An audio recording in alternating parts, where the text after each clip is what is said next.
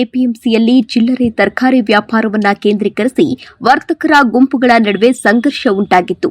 ಮಳಿಗೆಗಳ ಮುಂದೆ ಹಣ ಪಡೆದು ಚಿಲ್ಲರೆ ವ್ಯಾಪಾರಕ್ಕೆ ಅವಕಾಶ ನೀಡಿರುವುದನ್ನು ವಿರೋಧಿಸಿದ ಇನ್ನೊಂದು ಗುಂಪು ತೀವ್ರ ಆಕ್ರೋಶವನ್ನು ವ್ಯಕ್ತಪಡಿಸಿದೆ. ಚಿಲ್ಲರೆ ವ್ಯಾಪಾರಿಗಳು ಎಪಿಎಂಸಿ ಆವರಣದಲ್ಲಿ ರಹದಾರಿ ಮಳಿಗೆಗಳ ಮುಂದೆ ರಸ್ತೆ ಬದಿಗೆ ಬಂದು ವ್ಯಾಪಾರವನ್ನ ಮಾಡುತ್ತಿರುವುದು ಟ್ರಾಫಿಕ್ ಜಾಮ್ಗೆ ಕಾರಣವಾಗುತ್ತಿದೆ ಎಂಬ ಆರೋಪ ಕೇಳಿಬಂದಿತ್ತು. ಅಷ್ಟೇ ಅಲ್ಲದೆ ಮಾರುಕಟ್ಟೆ ಆವರಣದಲ್ಲಿ ಚಿಲ್ಲರೆ ವ್ಯಾಪಾರಕ್ಕೆ ಅನುಮತಿ ಇಲ್ಲದಿರುವ ನಡುವೆಯೂ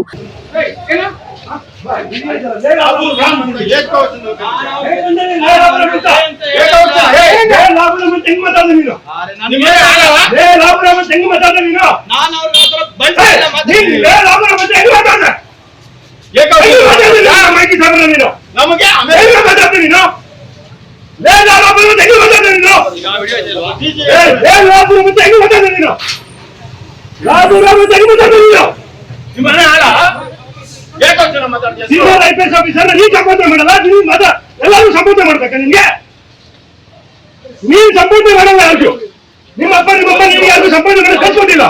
ಆದ್ರೆ ನೀವು ಮಾತ್ರ ಸಂಬೋಧನೆ ಮಾಡ್ಬೇಕಾ ಪೊಲೀಸರು?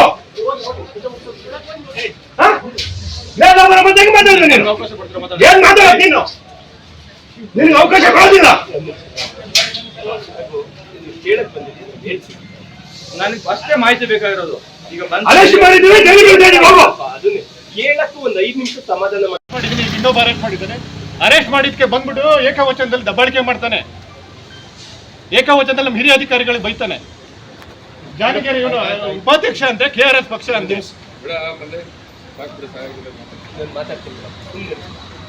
ಬಾಡಿಗೆ ಪಡೆದು ಅನಧಿಕೃತ ವ್ಯಾಪಾರಕ್ಕೆ ಅವಕಾಶವನ್ನ ನೀಡಲಾಗುತ್ತದೆ ಎಂದು ಆರೋಪಿಸಲಾಗಿದೆ.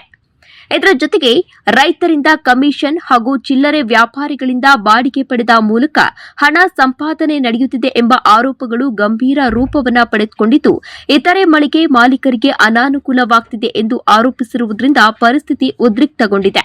ಹೆಚ್ಚು ಬಿಗಡಾಯಿಸಿದ ಈ ಗಲಾಟೆ ಕೈಕೈ ಮಿಲಾಯಿಸುವ ಹಂತಕ್ಕೆ ತಲುಪಿದ್ದು, ಘಟನಾ ಸ್ಥಳಕ್ಕೆ ಹೆಚ್ಚುವರಿ ಪೊಲೀಸ್ ಬಲವನ್ನು ನಿಯೋಜಿಸಲಾಗಿತ್ತು. ಮಧ್ಯೆ ಗಲಾಟೆಯ ಸ್ಥಳಕ್ಕೆ ಬಂದಿದ್ದ KRS ಪಕ್ಷದ ಕಾರ್ಯಕರ್ತರು ಕೂಡ ಗಲಾಟೆಗೆ ಒಳಗಾಗಿದ್ದು, ಕೆಲವರನ್ನ ಪೊಲೀಸರು ಬಂಧಿಸಿದ್ದಾರೆ. ಇನ್ನು ಘಟನೆಯ ಸಂದರ್ಭದಲ್ಲಿ ವಿಡಿಯೋ ಮಾಡುತ್ತಿದ್ದ KRS ಪಕ್ಷದ ಕಾರ್ಯಕರ್ತರ ಮೇಲೆ ಪೊಲೀಸರು ದೌರ್ಜನ್ಯವನ್ನ ಎಸಗಿದ ಘಟನೆಗಳು ಕೇಳಿಬಂದಿವೆ. ಖಾಕಿದಾರಿಗಳು ಕಾರ್ಯಕರ್ತರನ್ನ ಅಟ್ಟಾಡಿಸಿ ಬಡಿದ ದೃಶ್ಯಗಳು ಸಾಮಾಜಿಕ ಮಾಧ್ಯಮಗಳಲ್ಲಿ ಸಿಕ್ಕಾಪಟ್ಟೆ ವೈರಲ್ ಆಗಿದ್ದು, ಮಹಿಳಾ ಪೊಲೀಸರಿಂದ ಹಲ್ಲೆ ನಡೆಸಲಾದ್ದು ಕೂಡ ವೈರಲ್ ಆಗಿದೆ. ಈ ಹಿನ್ನೆಲೆಯಲ್ಲಿ ಮಾದನಾಯಕನಹಳ್ಳಿ ಪೊಲೀಸ್ ಠಾಣೆಯಲ್ಲಿ ದೂರು ಹಾಗೂ ಪ್ರತಿದೂರುಗಳು ದಾಖಲಾಗಿವೆ. ಎಪಿಎಂಸಿ ವಲಯದಲ್ಲಿ ಅಹಿತಕರ ಘಟನೆಗಳು ನಡೆದಿರುವುದರಿಂದ ಅಧಿಕಾರಿಗಳು ಭದ್ರತಾ ಕ್ರಮಗಳನ್ನು ಗಟ್ಟಿಯಾಗಿ ಕೈಗೊಂಡಿದ್ದಾರೆ.